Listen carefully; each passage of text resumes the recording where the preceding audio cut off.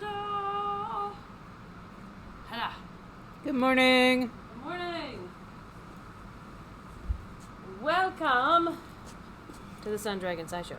The Dear Becky and Lizzy edition. Excuse me. I am almost healthy again. I have a little cough. Really little. And of course I forgot cough drops today. But hello, I'm Rebecca. I'm the owner of Sun Dragon Art and Fiber in overcast and probably going to rain today, Brevard, North Carolina. I'm Liz. I'm the minion there. The, my rain future cast. Yeah. You remember the rain that we all ran to the cars in that, Yes. was horribleness? Getting that again? This evening was about the same time that, Yeah. There's fewer of us today. I could take in my car. We'll see. Yeah. We'll see. So, hi. I decided to change my sweater because that one's really hot. the one I just finished with the mohair that, everyone's been loving. That I love too, but, I figure I should show off other sweaters at some point. Well, like the past few mornings that we've come in, it's been in the 30s. It's warmed up to the 30s. Today, it's 50 degrees outside according to my watch. So mohair's a little overkill. It's kind of hot. Okay, this one is technically sport weight, but has the yardage of fingering weight, Plymouth Hearthstone. It is the striped sweater by Andrea Mowry, and it is half alpaca and half merino. And it fuzzes like all get out. Like I have to peel it. I have to glean this thing like every day. But I love it, and from a distance, it looks lovely. And it's lightweight and warm. Like it's just the right, I feel like, thickness for what we will probably encounter today. Like the breeze can almost blow through it, but not quite. But it's warm even though it's thin. It's thinner than my other sweater.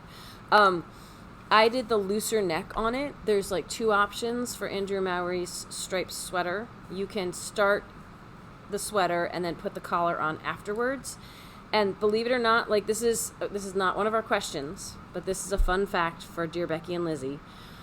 If you have to add the collar on later, which might seem like something really annoying to do, to pick up stitches and put your collar on afterwards, while that's annoying, what it does, it actually gives it more structure around the neckline so that you have a ridge where you pick up stitches. It's usually on the inside, but you have there's a seam, and that pulls everything in a little tighter. So she had two options. She had start the sweater itself and go back and put the little ribbed collar on afterwards for a tighter collar, or just cast on and do your collar and go into the rest of it. And that's what I did. And you can see, this is my t-shirt. This is the opening of the sweater. So now everyone's sweater is going to come out with a wide neck like this, but my neck's pretty wide. However, when you have the right color shirt underneath, it can awesome. It can feel like it just goes right into it. Or you can have like a tank top underneath, or whatever you like if you'd like to expose more skin up here. Wider collars, not quite boat neck, but like what might end up with wear becoming a boat neck type thing, bateau, is very popular with designers right now. So when people come in and say, but I want a tighter collar, sometimes it's hard to find a nice pattern you like with the collar you like. And all the time I have people who come to me and say, well, but how do I modify this? I'm not necessarily the best person to ask. I follow patterns very well, and I like their outcome, and I wear them whether or not everything came out the way I wanted it to. I do not modify my patterns a lot. So when someone says, well, how do I make my collar tighter? I could theorize, but I cannot speak from experience necessarily. There are things that you might be able to do, but like with your red ranunculus, didn't you do the tighter collar and it loosened up over time? Well, but both the collars on the ranunculus are supposed to be big and wide. But yes, when I first finished it, and I never blocked any of my ranunculi. When I first finished it, someone went back and looked at the video where I'm wearing it, where I just finished it, and it looks like a really tight collar. Neither collar is really meant to be. It is very much stretched out over time. And some of that's the yarn, and some of that's the design, and there's a lot of different possibilities for that. And I want to say on that one, No, I did the tubular cast on for that one because I only learned the twisted cast on. Like, there's two options for the ranunculus as well. I only learned that one for the knit along. Okay. And my maroon red one was one I made before that. I've played around with different things. And that's supposed to be the tighter one, but it's still... Like, I've done, like, a twisted rib, or, I don't like ribs, so I do a twisted seat stitch or something, where it can tighten up, but over time, it's all gonna relax. So, it kind of, Unless you reinforce it, or put some elastic in it, or something. And again, that is conventional wisdom. That is not necessarily, we've done it and we know it works. Yeah. So, I'm having my coffee right now. Shocker. I was up a little late last night because I started the GoFundMe for one of our knitter friends. And actually, technically, both halves of the couple knit. The husband, it's our friend Alexia. Some of you may know. She's a sheriff's deputy here in town, and her husband's been out of work, had problems with his shoulder, and they went in to do surgery, and there were problems with the surgery, and he woke up not being able to use his legs, and it's like been this whole, and they finally shared with the community the struggles they've been going through in December, and this has been going on for a while, but they put on a brave face. We saw them yesterday, and shout out to Alexia and David. Like, we love you guys. They still had such a positive attitude after everything they're going through. And they still don't know what's going on and how to make it better. Like, he had to relearn to walk. He was in a wheelchair yesterday. I think he gets up for short periods of time because he was saying, I helped him out with some HelloFresh stuff, and he says that he cooks that sometimes, which is awesome. And they had a GoFundMe last year. So, excuse my aside on this, but I'm really passionate about this. They had a GoFundMe that a friend did last year, and then the friend had health complications. And it helped, but it turned out to be it timed out, and they could still use help. So, I'm putting the word out here. I started the GoFundMe. I don't see any of the money. It goes directly to her. I set that up last night. I put a big goal on it because I really want to help them because they might need help with medical expenses. And they're surviving on one income, and Alexia is taking all this overtime and everything to try to make ends meet. And so if anyone finds it in their hearts and their wallets, because let's be honest, not all of us have a lot of money to spare, if anyone can help, I'm going to put the link in the description. And if you can donate, awesome. If you're not financially able to do so, I get it. I'm in the same boat. If you could take that link and share it with people so other people might donate to help. Like, it's not like we only help knitters, right? Like, we want to help everybody. And that sometimes is the tough thing, is there's so many people who need help, and you feel like, what can you do? Sometimes just sharing the opportunity, it'll reach people who are able to do that, who have the means to do that. And so I'm putting the plea out here because I know a lot of people watch. If you can get into the description and find the link and share it, like on social media or emails or something, that is super awesome. Like, if everyone just donates a little bit, like, that would be huge if we got enough people to do that. So that's my plea because it's on my mind right now because we saw them yesterday. I've set up some other people here related to the shop to maybe be co-captains or, but I'm the one who organized it. So take your questions to me and I'll answer them as best I can. Anyway, we should get to the Dear Becky and Lizzy questions for today. So I'm trying to still wake up. We're both having cookies for breakfast. Yes, I had yogurt first, but now I'm having a cookie. Go ahead. Okay. There we go. Dear B&L. I'm waiting for it to load. Wait for it. My phone is thinking. Oh my lord. This is weird. I should have pulled it up earlier. I apologize. You can restart your whole mail app if it's not doing. Yeah. Oh, excuse me. I will find that and bleep that out. We are a family friendly show. There we are. It's not doing stuff. Dear B&L, Timber Mitts. I always think of tin can knits as simple patterns. Sorry, can't read today.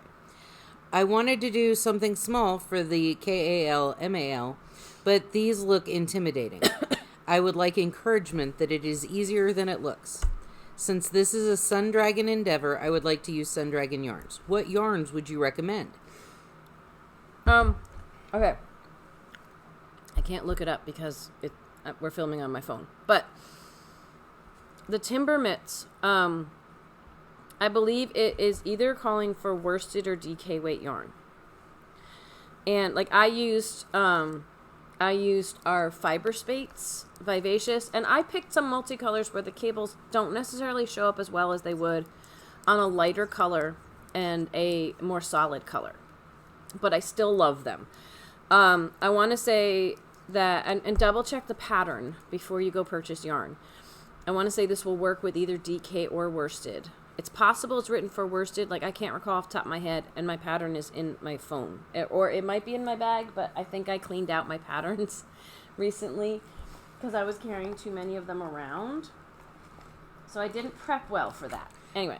I would say if it calls for a worsted, a heavy DK. But that's why I'm thinking it calls for worsted, because I use this heavy DK. If it calls for DK, worsted might come out a little thick. But I can think of so many yarns in the shop that will work well for this. And someone on the Facebook Knit Along asked the same question too. And I want to be all things to all people and post in all places, and I'm trying to get over this cold. So I'll list some stuff here. The Fiber Spates Vivacious DK would be a lovely option. And I think for both of, so for the mitts, I had some left over, but not enough to make a whole nother set of mitts or anything. The mitts are really cool in that they are the kind that you make long enough so you almost have everything covered when the mitts are unfolded.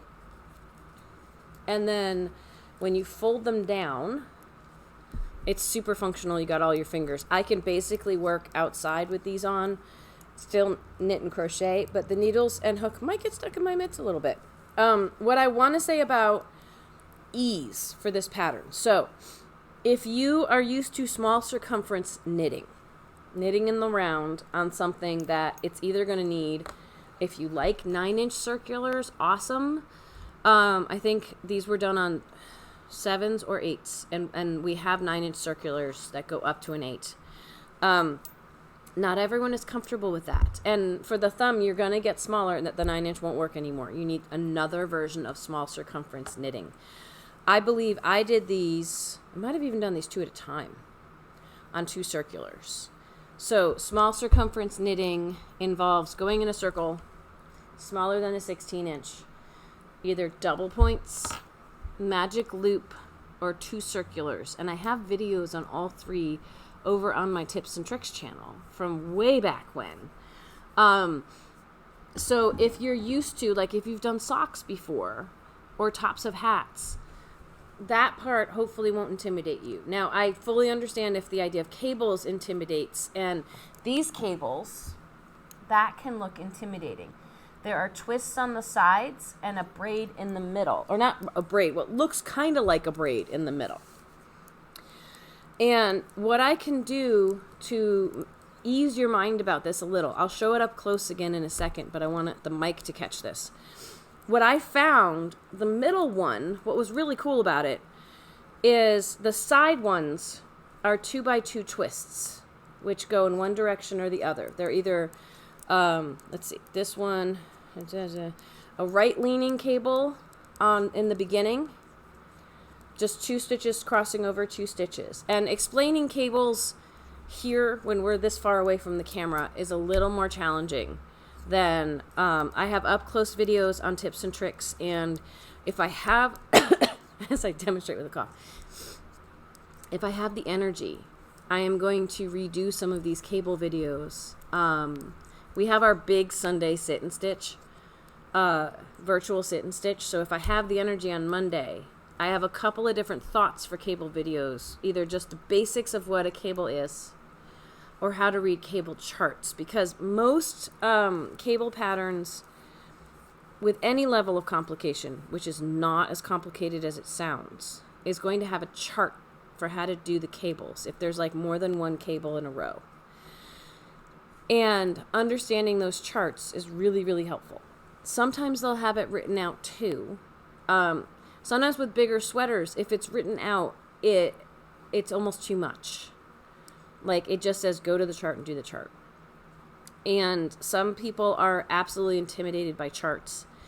And I say, if you can wrap your brain around it, because some people are more verbal than visual, but if you can wrap your brain around what the chart is trying to tell you in pictures and symbols, it's trying to tell you what your work should look like. And all the symbols have definitions. A good pattern has definitions on the side. So you take the symbol and you do the words that it tells you to do. I don't want to get into too many crazinesses about that here because I don't have visuals to help you. But here's the cool thing about the timbers that I think makes it a lot easier. Is we have a right-leaning cable over here, then we have this chunky center section, and we have a left-leaning cable. The chunky center section, though, is a right-leaning cable followed by a left-leaning cable. And so to break that down, it's like you're doing a cable that goes in one direction by itself. When you get to the middle, you're repeating that same cable, and then you're doing a cable in the opposite direction. And then the opposite direction you just did is what gets repeated by itself on the edge. So it's right, left, left. So I think that instead of being like three totally separate things that are completely different from each other, what I find for the outside of these mitts, for what is showing when you've got it on like this, what is showing on the outsides of these, it's right, a little bit of purling, right, left, a little bit of purling, left. So it's really only two things. It's just the order in which you do them. And for me, it was really helpful to break that down in my head to say, okay, I got one cable, then I repeat it, and then I switch it, and then I do the switch again, the other one. So it balances out, but it looks like a funky, complicated one in the center when it's just one and then the other. I'm going to give you this one, and I'm going to bring this closer to the camera to show it all to you. So, and I'll try to speak louder so the mic can hear me. So this one leans this direction, and then you've got in the center, you do a thing that leans this direction, a thing that leans that direction, and then you repeat the one that goes that direction. So it really is, you only have to know how to do two cables to make this. And it's just two stitches crossing with two stitches, and it depends on the direction that the cross goes in. And when you do cables, that's all about when you take stitches off the needle. Some people are like, I like doing them without a third needle, and that's awesome. I like sticking to the third needle. I know it's extra cumbersomeness, but it helps me stay organized.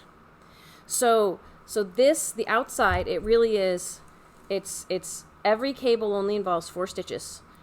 And it's lean, repeat that, do one that goes the other way right next to it, and then repeat that new one you just did. That's always the order that they go in. And that being said, please buy the pattern. The inside of this, it's just a texture stitch. It's like one row you're knitting and one row you're doing knits and purls. It's like a waffle stitch in here.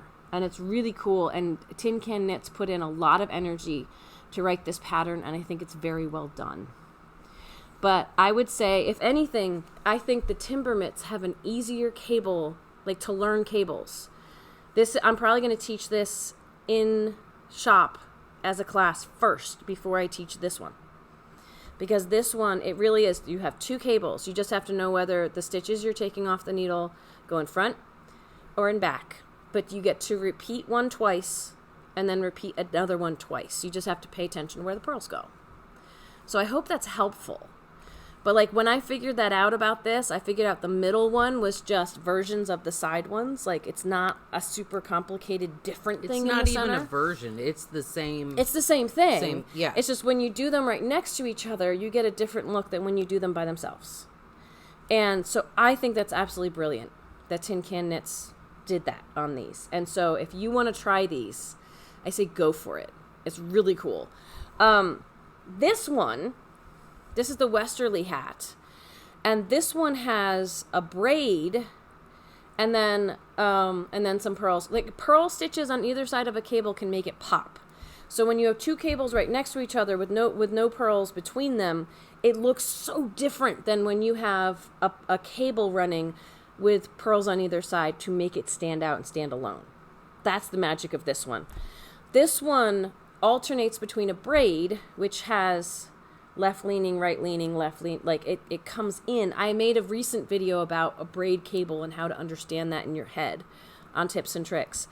And then it alternates it with a cable. I think they always twist the same direction for the twist cable, and it's just one stitch going over two, which is a simpler cable, but still has a really pretty look. And that's the Westerly hat. So that does have two different cable things going on in it, and the braid cable, you do have to pay attention to which step you're on. So I think this is a level 2. I think both of these are very doable.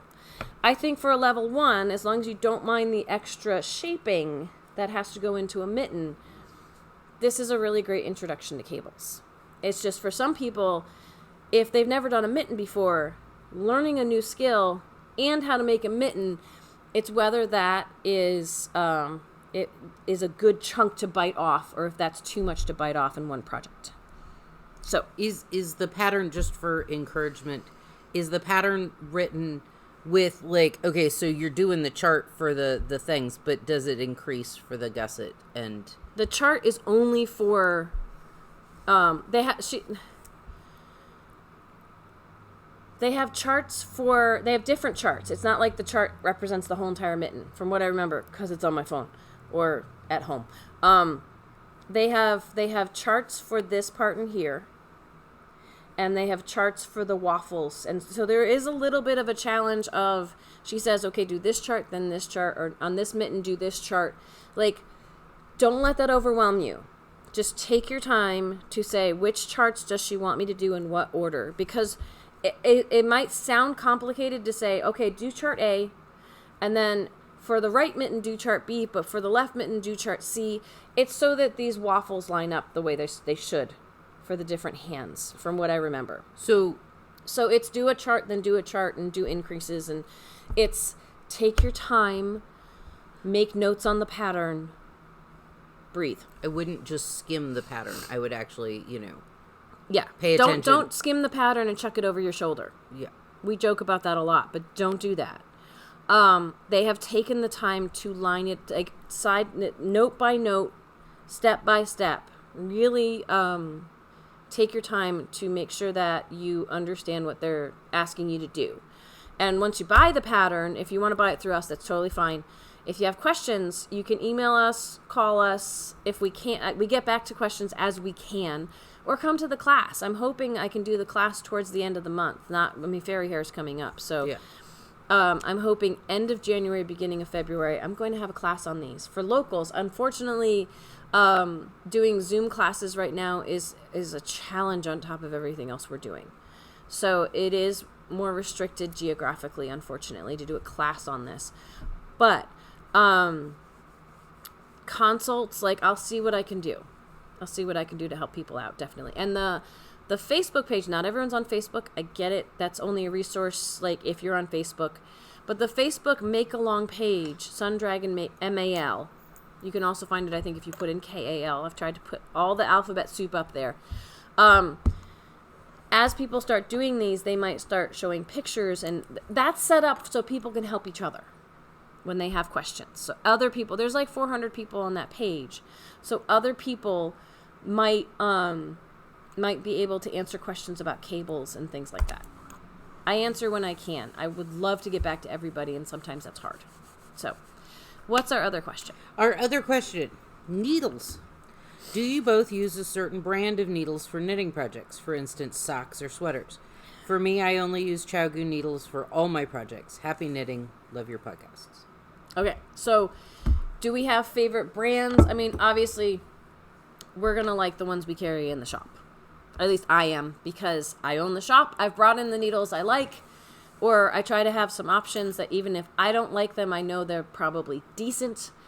And that's what I use. I will keep this, I'm going to open this question up a little bit, in that some people swear that different needles are better for different yarns. I don't know if we hold to that necessarily. But you will hear that a lot of places. Like maybe for plant fibers, you want to use wood because it slides better or it sticks better. You know, I find everyone, excuse me, I find everyone has their own personal preference for wood or metal. And whether it's because they're slippery or because they're not slippery, like that's a personal preference. Wood needles, when they get really teeny tiny, have a tendency to break. They may not hold up to as much stress, even if they're hardwood.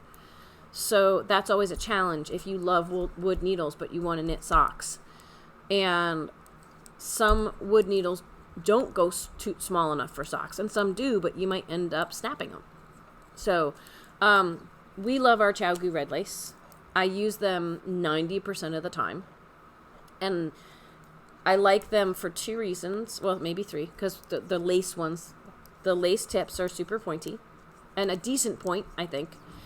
The cables, we cannot beat the cables. And other yarn companies or needle companies have started to make these memory resistant or memory free cables, like steel cable inside, right? I've only found like one other set of memory free. Everybody else is like, we've got it as least amount of memory as possible, but that still bothers. If it only has plastic in the cable, it's going to be memory resistant but not memory free. Like the Likey ones that we carry are better, but they're still going to have some. So I've tried all the needles that we have, and I've dabbled outside the box. The one big ones that I have not played with are Highas, and they are like the pointiest points, and I really want to try those. But I have a pair at home somewhere because they are the pointiest points. I like pointy. They've got the clear plastic cables. Yeah, but it's the cables that I'm like, no, I won't do that. And everyone's got their theory of how to make the cables not have memory anymore. I've played with Addies, and I love that Addies are slicker than snot on a doorknob. But the cables holding them together, kinky cables are like the worst kinky things. Cables, I can't stand the kinky cables. I'll use Addies for like hats because there's not any twist in the cables. Because it's so short, right? Mm-hmm. So, the third reason I like Chow-Goos is actually because they're not the most slippery metal that you'll find. They are stainless steel, and they have a little bit of tooth to them, just a little, but it's enough that if you're worried about them being super slippery, we'll even recommend them for new knitters. Yeah. They're not going to be as sticky, as like grabby as wood needles. And we carry the Chow-Goo wood, and I think the Chow-Goo patinas, they call them, they're bamboo. They have an awesome point on them. And they have swivels, so the idea is that even when the cords are all kinky and stuff, the needles won't get all bound up in that because they'll swivel and rotate on the nylon cords or the plastic cords. I'm okay with that. I'll use them sometimes just to remember what they feel like. But I really love the metal ones. I would say for all the scales of prices that you can buy needles. Like, there's signatures at like $50 a needle. There's Addies. There's... And Addies are really slippery, and they have brand name recognition, and, My favorites are the Chow-Goo, which are pretty much a mid-grade... They're in the middle. They're not like Clover that you buy at Joann's or whatever. They're mid-grade. At this point, they're going to be closer to $15. Fantastic option. Yeah, like 11 to 15. And the bigger a needle gets, like girth-wise, the more the price. There's more material, the more the price is going to go up. I will say for double points, it's Prims. Yeah, straights and double points. We love our Prims with the little hook tips. We don't necessarily like those circulars, at least the few that we've tried, because there's a bump, no matter what, where the plastic meets the metal, there's a hump there. And for some people, that won't bother them at all. And for some people, that's really annoying because that join, as we call it, won't necessarily be smooth. And again, for some people, it might not bother them. I will say, for those steel cable cords, like the Prims may have them. Lantern Moon that just got re-released, but that Knitter's Pride now owns. They have ebony needles with the steel cables, and I've heard people really love them. They're slicker wood. Like our Likey needles are like this mesh. I know I'm jumping between products here. I'm hoping everyone can keep up. Ask me if you have questions. To back up a step, the Likey needles we have in the shop, to me, like the tips aren't super sharp, but not everyone likes sharp tips. They're decent tips. They're not super pointy. They have a nice slick varnish on the wood, so you're going to have warm feel in your hands, because that's what some people don't like about metal is they feel cold. They'll have a warm feel in your hands, but they won't be as sticky. Not that wood needles are literally sticky. Like, they don't have goo on them, right? But we talk about them being a little stickier. Like your stitches are less likely to slide off if you're worried about that with wood. But the Likey have a nice varnish, so things slide nice on them. So they're almost like the slipperiness of metal, I like to say. But they have the warm feel of wood, if you like that. They don't clack as much. Some people are like, I don't like that my needles clack, and my husband doesn't like that. It's too noisy while he's watching TV. Like, I can hear Liz's needles right now. It doesn't bother me. I'm a loud knitter, and I like chow goose. It doesn't bother me, but it's like, you know. And there are metal that is noisier, right? Especially the bigger you go. Like, yeah, because then they're 19s are like clank, clank. Yeah, because most needles are hollow inside, and so there's more area to reverberate the noise. To go back to the Lantern Moon, we do not carry them in the shop. We could order them for you if you wanted. Contact the shop. But I've heard good things, and that, again, would have the ebony needles. The wood would have that warm feel, and then they have the steel cables. So that could be the perfect mix of everything. We have not had the resources yet to fully invest into bringing those into the shop. There's several things I want to look into bringing into the shop this year, but that we don't necessarily have the resources to do it yet. The one thing I will say, they're not needles we carry, and I cringe every time I see a new knitter come in. I'm not going to judge the new knitter by any means, but I cringe every time I see a new knitter come into the shop with needles that they got from a beginner set from like Joann's or Michael's or somewhere like that. And they're these aluminum needles, like the Susan Bates, again, I don't want to knock any companies, but aluminum, like it's technically that people would look at them and go, metal needles. This is why I don't like metal. Like, so when new knitters come in the shop, they prefer wood, and we teach on wood because metal has this notorious reputation for being slippery. And they are to some extent. However, aluminum is what a lot of intro knitting kits and affordable needles, what you'll find in the big box stores, because aluminum is cheap. And not only, so it's an inexpensive material, so it can be very cost effective. So when you're just getting into it, yay, let's get the cheap needles. However, the slicker than snot on a doorknob thing, like, that's a problem with aluminum. I had a set of aluminum needles from my I Taught Myself to Knit book, and when I was picking up knitting here at the shop when we were still across the way, I brought in my needles, and you were like... Long-time crocheter, new knitter. Yeah, you were like, are you sure? And I'm like, yeah, I own them. I was trying to be the, like, non-judgmental. It's like, you have them, use them. I get it, and, but...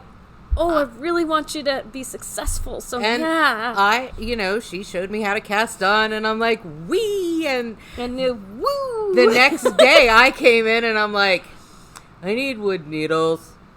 So I caution people, like, the knitters who love metal, and new knitters will be like, I don't get it. It's not aluminum that they like.